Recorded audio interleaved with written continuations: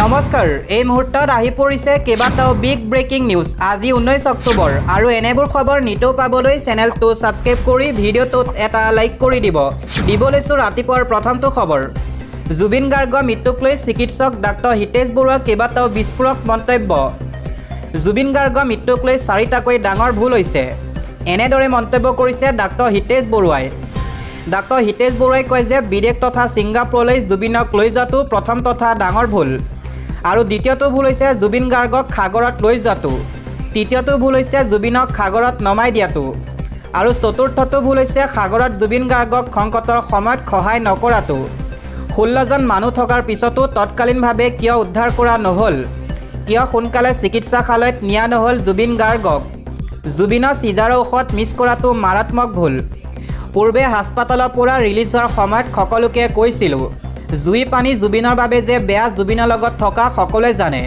এতিয়া সিদ্ধাৰ্থ শেখৰতে নাজানো বুলি ক'লে নহ'ব এনেদৰে মন্তব্য কৰিছে জুবিন গাৰ্গৰ চিকিৎসা কৰা ডাক্তৰ হিতেশ বৰুৱাই ইয়াৰ পাছৰ খবৰটো হৈছে জুবিন দাই ন্যায় নাপালে বিধায়ক পদৰ লগতে ৰাজনীতিও এৰিম এই মন্তব্য কৰিছে বিধায়ক অখিল গগৈ কৈছে জুবিন দাই কৈ যোৱাৰ দৰে সঁচাকৈ মন্ত্ৰী এমএলএ পাপৰ মই কোনো এমএলএ নহয় জুবিন দাই ন্যায় নাপালে কেতিয়া মই ৰাজনীতি এৰো ঠিকনা নাই বিধায়ক পদো এৰিম জুবিন দাই ন্যায় নাপালে কেতিয়া আন্দোলনত জপিয়াই পৰিম কোনো ঠিকনা নাই শিৱসাগৰৰ পৰাই এক গৰ্জন বিধায়ক অখিল গগৈ পৰৱৰ্তী খবৰ জনজাতিকৰণ নিদিলে 2024ত বিজেপিক ব্ৰহ্মপুত্ৰত দলিয়াই দিম পুনৰ আন্দোলনত কঁপিব নামনি অসম এই মন্তব্যৰ এতিয়া নামনি অসম কঁপোৱাৰ হুংকাৰ প্ৰদান কৰিছে আক্ৰাছুৱে 9 নৱেম্বৰৰ পৰা প্ৰতিবাদত কঁপিব নামনি অসম 2024 নিৰ্বাচনৰ পূৰ্বে জনজাতিকৰণ দিবই লাগিব জনজাতিকৰণ নিদিলে বিজেপিক ব্ৰহ্মপুত্ৰত দলিয়াই দিম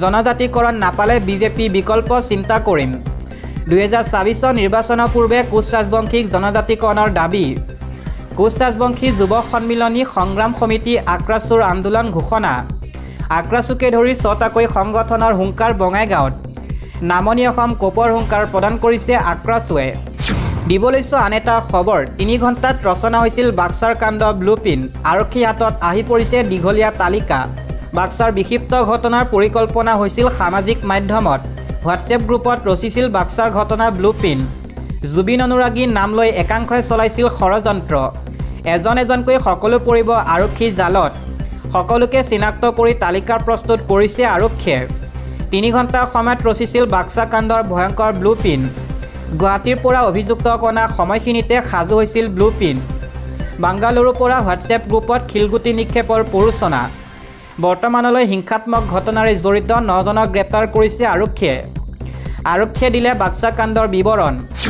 দিবলৈছো আন এটা খবৰ অসমীয়াৰ ওপৰত জুবিনৰ আস্থা আছে জুবিনে বিচৰা অসমখন আমি গঢ়িম জুবিনৰ সমাধি ক্ষেত্ৰত উপস্থিত হৈ এই মন্তব্য কৰিছে গৰিমা শইকীয়া গাৰ্গে মোৰ যেতিয়াই তেওঁক কিবা ক'বলৈ থাকে মই ইয়ালৈ আহোঁ মোৰ সাহস শক্তি সকলোখিনি তেওঁৰ পৰাই পাওঁ মোৰ তেওঁৰ লগত পাতিবলগীয়া বহু কথা আছে এয়া গৰিমা শইকীয়া গাৰ্গৰ মন্তব্য জাতি ধৰ্ম বৰ্ণ নিৰ্বিশেষে আমি হাতে হাত ধৰি আগুৱাই যাম সকলোৱে একেলগে জুবিনে বিচৰা বৰ অসম গঢ়িম সোণাপুৰত মাজনিশা উপস্থিত হৈ এনেদৰে মন্তব্য কৰিছে জুবিনৰ পত্নী গৰিমা গাৰ্গে দিবলৈছো এটা আন্তঃৰাষ্ট্ৰীয় খবৰ ভয়ংকৰ এয়াৰ ষ্ট্ৰাইকত নিহত হৈছে 3জনকৈ ক্ৰিকেটাৰ সহ 40 জনৰ যুদ্ধবিৰতি শেষ হোৱাৰ লগে লগে ভয়ংকৰ এয়াৰ ষ্ট্ৰাইক পাকিস্তানৰ ভয়ংকৰ এয়াৰ ষ্ট্ৰাইক আফগানিস্তানত ভয়ংকৰ আক্ৰমণত এতিয়ালৈকে প্ৰায় অৰ্ধশতাধিক লোকৰ মৃত্যু হোৱাৰ খবৰ প্ৰকাশ পাইছে আফগানিস্তানত এতিয়া অভাৱনীয় পৰিৱেশৰ সৃষ্টি হৈছে দেশখনৰ 3জন ক্ৰিকেটাৰৰ মৃত্যু হয়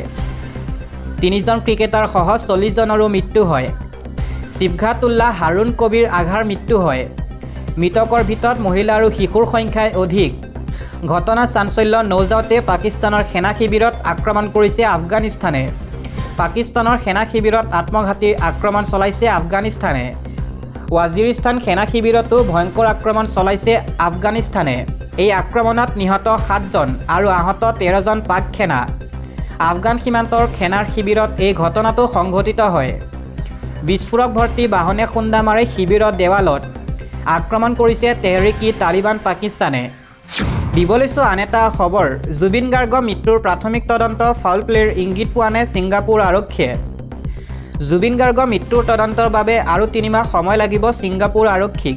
ইয়াৰ পাছত এই তথ্যসমূহ অধিক বিশ্লেষণৰ বাবে টেষ্ট কৰ্নাৰৰ ওচৰত দাখিল কৰা হ'ব বুলি শুকুৰবাৰে 17 অক্টোবৰত ছিংগাপুৰ আৰক্ষীয়ে এক বিবৃতিত প্ৰকাশ কৰে। ছিংগাপুৰ আৰক্ষী বাহিনীয়ে বিবৃতিযোগে কয় যে জুবিন গাৰ্গৰ মৃত্যুৰ তদন্তত আৰু 3 মাহমান সময় লাগিব পাৰে। বিবৃতিটোত কোৱা হৈছে যে SPFৰ তদন্ত সম্পূৰ্ণ হোৱাৰ পাছত এই তথ্য ছিংগাপুৰৰ টেষ্ট কৰ্নাৰক দাখিল কৰা হ'ব আৰু তাৰ পৰৱৰ্তী সময়ত কৰ্নাৰৰ পৰীক্ষা CI অনুষ্ঠিত কৰা হ'ব নে নহয় সেইটো নিৰ্ধাৰণ কৰা হ'ব।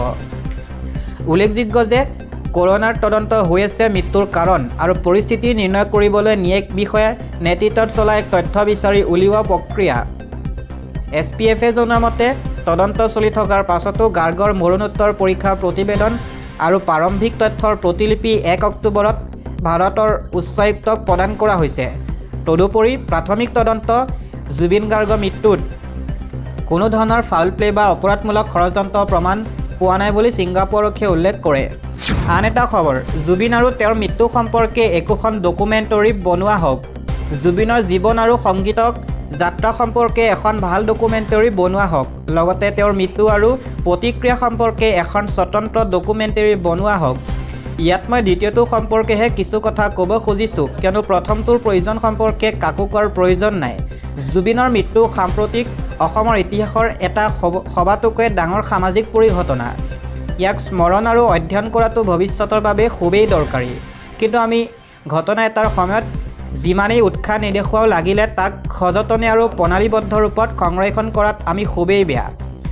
এই যে অসমত থকা কা বিৰোধী আন্দোলন হৈছিল, তাৰ মানে কি হৈছিলনো? আজি এই বুলি যদি নজনা কোনোবাই আন্তৰিকভাৱে সবিশেষ জানিব খোজে, আমি কি উত্তৰ দিম? সঠিক উত্তৰ দিব পাৰিমনে? আমি এনেকুৱা এটা সামগ্ৰিক আৰু সবিশেষ ৰিপৰ্ট সন্মুখত দাঙি ধৰিব পাৰিমনে য'ত আন্দোলনটোৰ বিষয়ে চব কথা থাকিব? আমাৰ হাতত কা বিৰোধী আন্দোলনৰ বিষয়ে এনেকুৱা সামগ্ৰিক আৰু সবিশেষ কিবা লেখা ডকুমেণ্টৰী কিতাপ আছেনে? মই দেখাত অত্যন্ত নাই। যি আছে আমাৰ চবৰে ব্যক্তিগত অভিজ্ঞতাবোৰ আছে। ফেচবুকৰ ৱালে মেমৰি আছে আৰু আছে অলেখ লাইভ ভিডিঅ', ফেচবুকতে হওক, ইউটিউবতে হওক, টিভি চেনেলতেই হওক। কিন্তু এইবোৰ লৈ আমি কি কৰিম? আন্দোলনটো সামগ্ৰিক দৃশ্যপটটো কি আছিল? কি প্ৰধান ঘটনা ঘটিছিল? কোনকেইটা চূড়ান্ত মুহূৰ্ত আছিল? ইত্যাদি ইত্যাদি। এইবোৰ কথা আমি কেনেকৈ নজনা কাৰোবাক বুজাম? লাইভ ভিডিঅ' বস্তুটো অত্যন্ত বেয়া বস্তু। ইয়াৰ সৈতে CC কেমেৰা ৰেকৰ্ডিঙত কোনো তফাং নাই। ডাঙৰ ঐতিহাসিক মুহূৰ্তবিলাক সি বেনেলাইজ কৰি পেলায়। লাইভ কৰিব নালাগে বুলি নকওঁ, কিন্তু সি যাতে গোটেই ঘটনাৰাজিক খাই পেলাব নোৱাৰে সেইটো মনত ৰাখিব লাগে। কা বিৰোধী আন্দোলনৰ বিষয়ে এইবাবেই ক'লোঁ যে তাৰ ক্ষেত্ৰত আমি যিটো ভুল কৰিলোঁ জুবিনৰ মৃত্যুৰ ক্ষেত্ৰত সেইটো ভুল পুনৰ নহওক। জুবিনৰ মৃত্যু আৰু প্ৰতিক্ৰিয়া যিটো মহাকাব্যিক ব্যাপ্তি, তাক সেই ৰূপতে ধৰি ৰাখিবলৈ চেষ্টা কৰা হওক। একে সময়তে জুবিনৰ সংগীতক যাত্ৰা আৰু তেওঁৰ সামাজিক ভূমিকা কমেণ্টেৰী এটাৰ সামগ্ৰিক আৰু সবিশেষ কলাজ নিৰ্মাণ কৰা হওক। য'তে য'তে সিঁচৰিত থকা তেওঁৰ বক্তব্যৰ বিভিন্ন টুকুৰাবিলাক একলগ কৰা হওক, সঠিক স্থানকালৰ উল্লেখসহ। নহ'লে 2 বছৰমানৰ ভিতৰত সেইবোৰ কোটি কোটি অদৰকাৰী ভিডিঅ'ৰ মহাসাগৰত হেৰাই যাব। ভৱিষ্যতে কোনোবাই কিছুমান খান্দি উলিয়ালেও তাৰ পৰা সম্পূৰ্ণ জুবিনজন হেৰাই যাব। গতিকে সময় থাকোঁতে এইকেইটা কাম কৰা হওক। দিব লৈছোঁ আন এটা খবৰ। ভুৱা সংবাদ বিয়পাই ৰঙাঘৰৰ আলহী হ'ল নগাঁৱৰ ইনজামুল। নগাঁৱত জুবিন গাৰ্গৰ মৃত্যু সন্দৰ্ভত ভুৱা সংবাদ বিয়পাই ৰঙাঘৰৰ আলহী হ'ল ইনজামুল হক। নগাঁও জিলাৰ জুৰিয়াৰ ইনজামুলকে সামাজিক মাধ্যমত বিয়পাইছিল ভুৱা অপপ্ৰচাৰ। ইতিমধ্যে নগাঁও আৰক্ষীয়ে গোচৰ নং 257/25 গোচৰ ৰুজু কৰি নিজৰ জিম্মাত লৈছে অভিযুক্ত ইনজামুলক। এনেধৰণৰ ভুৱা বাতৰিত বিশ্বাস নকৰিবলৈ আহ্বান জনাইছে নগাঁও জিলাৰ আৰক্ষীৰ অধীক্ষকে।